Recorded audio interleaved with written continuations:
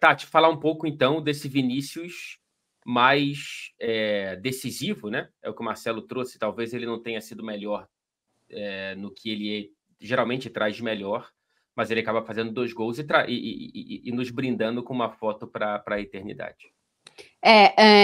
Primeiro que era um jogo muito complicado para o Vinícius, porque ele ia ir para um ambiente onde ele sabia que ele ia sofrer uma pressão maior do que ele sofre geralmente jogando fora de casa no Campeonato Espanhol, né? A gente já sabe como é que os clubes e os times rivais recebem o Vinícius, né?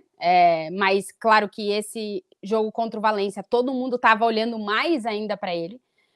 E é impressionante como é uma característica já do Vinícius, o como ele não sente nenhum tipo de pressão, né? Nem a pressão de todo mundo tá olhando, nem a pressão de pode ser que aconteça alguma coisa, o que é que ele vai fazer se acontece alguma coisa. Ele tem como característica um pouco ir preparado para situações, né? E eu acho que nesse jogo contra o Valência não foi o melhor jogo do Vini, mas não sendo o melhor jogo dele, ressalta ainda mais o poder de decisão que ele tem nesse Real Madrid, né? Os gols que ele faz no jogo contra o Valência são gols que, se a gente voltar atrás 3 anos, a gente não imaginava que o Vinícius pudesse fazer esse tipo de gol, né? Porque são gols dentro da área. Ele tá nessa temporada evoluindo a questão da onde ele finaliza, da onde ele quer terminar a jogada. Antes a gente sabia como é que o Vinícius Júnior ia jogar. E o marcador dele também sabia, tanto que o Fulquier fez um grande jogo contra o Vinícius Júnior. E o Vini quase não conseguiu passar por ele. Então agora, se o Vini não consegue passar por ele na lateral, ele entra dentro da área, ou ele chuta de fora da área. A gente tá vendo ele fazendo gol de fora da área, gol de cabeça, gol de rebote, porque ele tá bem posicionado dentro da área. Então é uma característica que o Vinícius evoluiu no jogo dele. E aí, claro que ele marcando os gols, colocando o Real Madrid no jogo, e aí olhando para a torcida e fazendo o gesto de levantar, de erguer o punho fechado, claramente numa atitude de mostrar que ele tá ali para jogar futebol, mas também para defender a causa dele, que ele tá ali para defender a causa dele, realmente vira um símbolo, né? O que aconteceu dentro de campo é o que a gente imagina que o Vinícius Júnior pode fazer e o que ele faz quando ele assume esse papel de ser o cara que desequilibra o jogo. E o que aconteceu na comemoração é algo que ele mostra que a luta dele continua, ele não vai parar, ponto. Os ânimos, eles foram se elevando. O primeiro gol do Vini é no final do primeiro tempo, ele marca o gol, pega a bola de dentro do gol, vai para o centro da área e ergue o punho. O segundo gol dele já é na segunda parte, do outro lado do campo, ele marca o gol, ele sai correndo na lateral do campo, ele faz o gesto do Cristiano Ronaldo, que ele costuma fazer às vezes, e aí a torcida... Eu acho que eles se irritaram mais com a segunda comemoração do que com a primeira. Mas realmente é um jogo simbólico e que vai, com certeza, ficar marcado na história do Vinícius Júnior dentro do Real Madrid, porque, além de tudo, Fred, era o jogo de número 250 dele com a camisa do Real com apenas 23 anos, um jogador que ultrapassa as barreiras do futebol, mas dentro do futebol e para o Real Madrid, nesse início de 2024, ninguém é mais determinante do que o Vinícius Júnior. 250 jogos com a camisa do maior clube do mundo, do clube mais vencedor do mundo, com apenas 23 anos. O Teve Cristiano um superchat... Ronaldo fez 438 jogos, se eu não estou enganado, e 450 gols. Então, assim, o Vini já está na metade do caminho. Né? Assim, a gente começou a jogar no Real Madrid em 2018, se eu não estou enganado. 2024 18. Agora. Seria mais ou menos em 2030, ele poderia passar o Cristiano de jogos. Por exemplo, só trazendo um paralelo, os brasileiros com mais jogos na história do Real Madrid, primeiro é o Marcelo, segundo é o Roberto Carlos, com mais de 500 jogos com o Real Madrid. Eles alcançaram a cifra de 250 quando eles já tinham passado dos 25 anos. Então, se o Vini realmente cumpriu né? A largada dele é realmente muito boa. Eu acho os gols dele muito importantes, tá? São gols fáceis. O difícil é estar ali. Sabe? É de onde a bola vai cair. E de novo, porque isso já aconteceu algumas vezes nessa temporada. Então, o dia que ele não se achar... Porque, cara, Messi e Cristiano se adaptaram durante a vida deles para se tornarem jogadores letais. O Messi deu uns 10 passos para trás, o Cristiano deu uns 10 passos para frente, até eles se acharem dentro de campo. Numa dessas, o Vinícius vai dar uns 10 passos para dentro, né? Vai sair de estar pegado na linha lateral e vai jogar mais perto da marca do pênalti como um segundo atacante.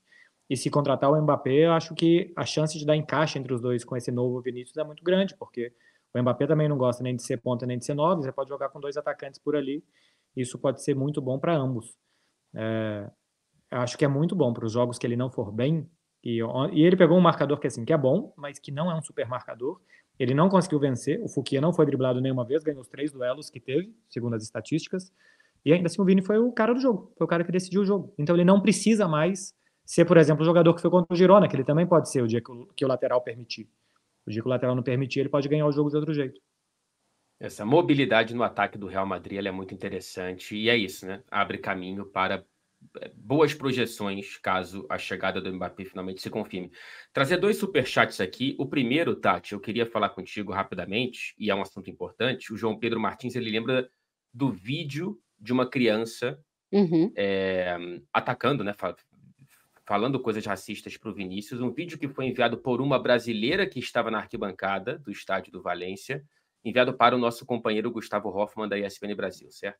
Isso, o Gustavo estava no jogo fazendo a cobertura para a ESPN e teve acesso a esse vídeo que é de uma criança proferindo insultos racistas e a mãe, não irritada com a criança, nem explicando para a criança que ela está cometendo um crime, ainda fica indignada com a torcedora que está gravando, né? A La Liga está investigando essa situação. A torcedora falou para o Gustavo em entrevista de que ela ouviu mais insultos ao redor dela. É muito complicado, Fred, identificar todo mundo que está me insultando, porque o tempo inteiro eles estavam chamando o Vinícius Júnior de tonto, que é uma forma que eles têm adotado para mascarar um pouco a sonoridade, isso, né? A sonoridade. O ponto é que existe um grave problema na educação da sociedade espanhola, como existe na educação de praticamente todas as sociedades, e aqui está chegando muito mais tarde o tema da questão do racismo, e enquanto não se debate, enquanto não entra em pauta, enquanto realmente não se trabalhar para se mudar a mentalidade da sociedade, vai acontecer isso, de que uma mãe normaliza um crime cometido por uma criança. Então, o furo é muito mais embaixo. O problema, ele está muito estrutural. Para resolver, realmente vai se precisar de muita coisa, de muita atitude, de muita lei, de muita educação, de muita, enfim, muita punição para quem comete, para conseguir mudar essa estrutura que ela é, dessa forma que ela é hoje. A mãe diz que a criança simplesmente está chamando ele do nome de um animal. Tipo, chamar Vitor Roque de tigrinho, sabe? Assim, não sei se é dissimular demais, ou ser burro, uma capacidade de uma burrice estrutural de boa parte da sociedade espanhola de não perceber o quanto de coisa tem errada por trás disso. Mas enquanto os pais incentivarem, cara, sabe? É isso aí. A gente vai gerar nova geração, a gente vai criar uma nova geração de racistas. Quando você se preocupa mais com a evidência do que com o crime, é porque você é um criminoso. Ou, no mínimo, um cúmplice do crime que foi cometido. Que tá educando um filho, né? Cara, tá educando um filho. Assim, é isso, né? O sentimento de valência é de que eles são os perseguidos.